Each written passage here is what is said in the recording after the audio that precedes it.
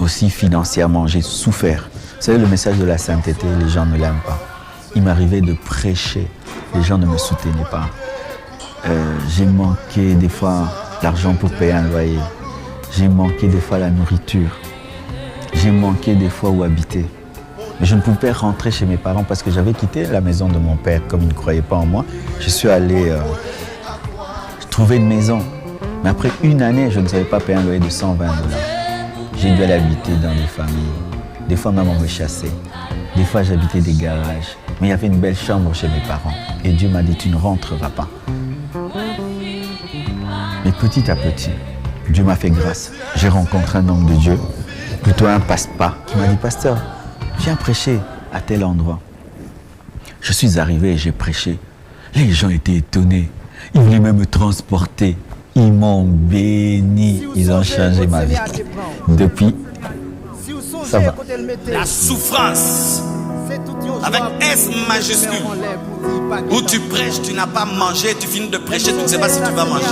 Tu prêches, tu ne sais même pas comment tu vas rentrer à la maison. Tout le monde rentre à la maison et toi jusqu'à 23 h, tu es toujours devant l'église en train d'attendre un taxi.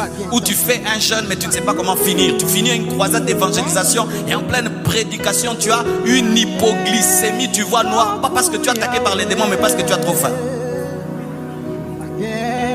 Ou tu tiens un séminaire avec un seul pantalon. Ou tu tiens un séminaire avec une seule chaussure. Et ta chaussure, tu la changes même de couleur tellement qu'elle est abîmée. Et au point où même les gens qui arrangent des chaussures, on les appelle comment encore? Les cordonniers connaissent ta chaussure. Tellement qu'il a trop réparé, il la connaît. Vous voyez, baby koto.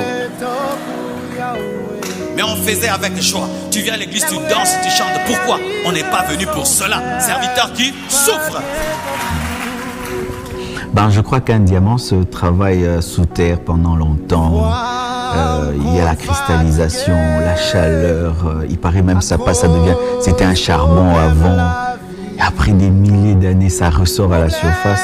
Je crois que pendant plus de 11 ans, Dieu m'a caché pour me travailler dans le secret. J'ai commencé une église avec 3 personnes. Et c'était dur, c'était dur.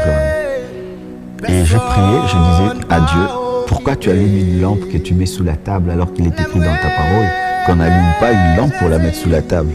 Il m'arrivait des fois de recevoir des grandes révélations et puis quand j'allais prêcher à l'église, je disais Seigneur, je veux prêcher cette parole car ces gens-ci, le monde ne peut pas entendre ça. Seigneur, pourquoi le monde ne peut pas entendre ça?